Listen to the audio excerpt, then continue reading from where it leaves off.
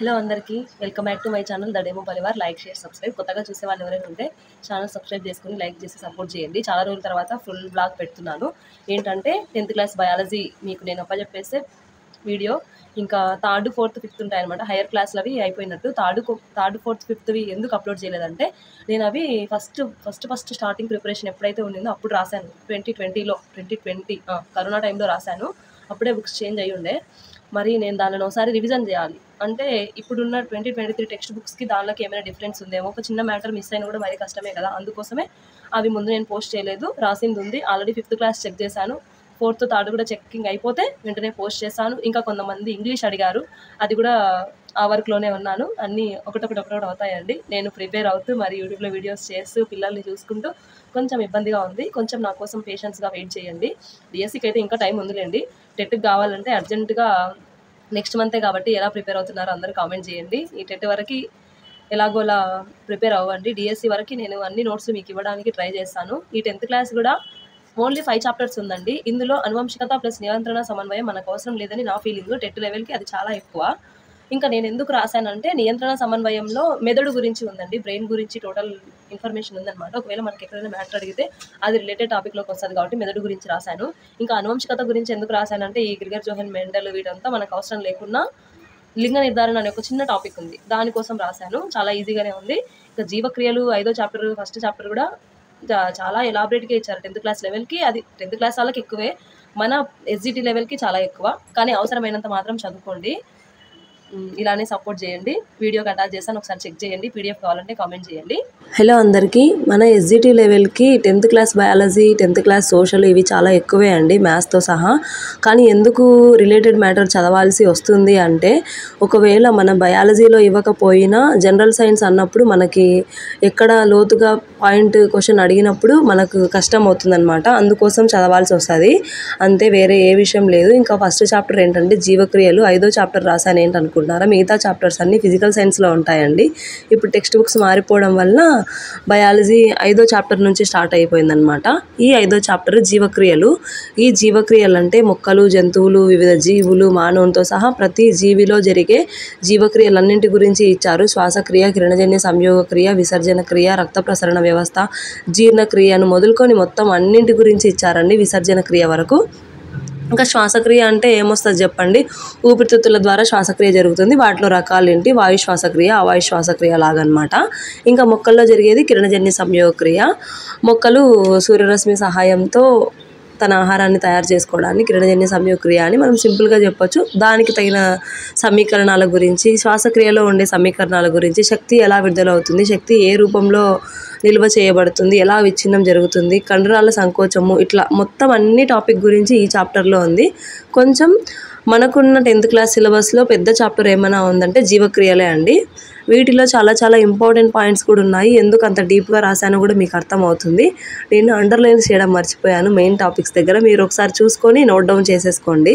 Text book చూడకున్నా కూడా ఈ video play చేసుకుంటూ పాస్ చేసేసి మీరు నోట్ డౌన్ చేసుకొని అండర్లైన్ చేసుకుంటే కూడా యూజ్ అవుతుంది. తొందరలో నేను ఏదైనా ఆన్లైన్ ఎగ్జామ్స్ రాసుంటాం కదా, వాటి బిట్స్ కూడా పెట్టడానికి ట్రై చేస్తున్నాను. అందరూ కొంచెం వెయిట్ చేయండి నా కోసము.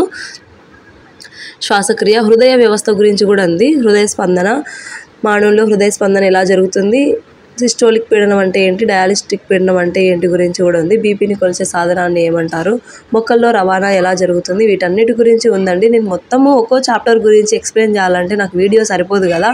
ఏంటి ముక్కలు చెప్తున్నా అని మాత్రం అనుకోకండి. తోచినట్లు చెప్పుకుంటూ వెళ్తున్నాను నాకు టాపిక్స్ కనపడిన నుంచి. మొక్కల్లో ఆహారం, ఇతర పదార్థాల రవాణా ఎలా జరుగుతుంది, కిరణజన్య సంయోగక్రియలో ఏర్పడే పదార్థాలు ఏవి, ఉత్పన్నాలు ఏంటివి, వాటి వల్ల యూజ్ ఏముంది, ఎలాంటి శక్తి విడుదలవుతుంది, ఇలాంటి గురించి అండి. ఎందుకు కంటిన్యూగా చదవాలన్నారంటే 8th క్లాస్లో, 9th క్లాస్లో, 7th, 6th, 7th, 8th కంటిన్యూగా మనకి ఏదో ఒక విసర్జన వ్యవస్థ గురించి, శ్వాసక్రియ గురించి వస్తూనే ఉంది కాబట్టి మనము 10th క్లాస్లో ఉన్న ఈ టాపిక్ గురించి కూడా చదవాల్సి వస్తుంది అనమాట. ఇంకా అవయవ మార్పిడి ఎలా జరుగుతుంది, బ్రెయిన్ డెడ్ అయిన వెంటనే మనం మూత్రపిండాలు, కాలేయం ఇలాంటివి దానం చేయొచ్చు, వీటి గురించి ఉందండి. కృత్రిమంగా మూత్రపిండం తయారు చేసే డయాలసిస్ వ్యవస్థ గురించి కూడా 10th క్లాస్లో చాలా డీప్గానే ఇచ్చారు. మనం చదువుకున్న 10th క్లాస్లో మాత్రం ఇంత డీప్గా లేదు. కానీ నాకు అప్పటి టెక్స్ట్ బుక్లే చాలా ఇష్టము. నెక్స్ట్ చాప్టర్ నియంత్రణ సమన్వయం. ఈ చాప్టర్ గురించి వస్తే మనకి అసంకల్పిత ప్రతీకార చర్యలు ఏమంటారు, ప్రతీకార చర్య చాపం గురించి అసలు మనకు లేదండి. టెట్ సిలబస్లో చూడండి అసలు లేదు. ఎందుకు రాశానా అంటే మెదడు గురించి ఉంటుంది, అందుకోసమే రాశాను. మెదడులో ఎన్ని భాగాలు ఉంటాయి, మెదడు నుండి జరిగే చర్యలు ఏముంటాయి, అందులో ఈ హార్మోన్లు రిలీజు, మెదడులో ఉండే చిన్న చిన్న భాగాల వల్ల మనం శరీరం యొక్క స్థితులు ఎలా ఉంటాయి, వీటి గురించి ఏమైనా పాయింట్ రావచ్చని నేను యాడ్ చేశాను. ఇంకా మొక్కలకు ఏ హార్మోన్లు అవసరము, నియంత్రించే హార్మోన్లు ఏవి, కణవిభజన ప్రోత్సహించే హార్మోన్లు ఏవి, సైటోకైన్లు, జిబ్బరిలిన్లు, వీటి అన్నిటి హార్మోన్ల గురించి కూడా చాలా ఇంపార్టెంట్. అందుకోసమే ఈ చాప్టర్ రాశాను.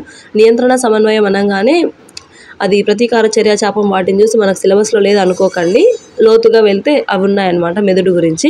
7వ చాప్టర్ ప్రత్యుత్పత్తి గురించి ఉందండి. ఈ ప్రత్యుత్పత్తి ఎందుకు కంటిన్యూటీ వచ్చిందంటే అంతకుముందు 8th ఉందన్నమాట, అందుకోసం ఇప్పుడు ఉంది.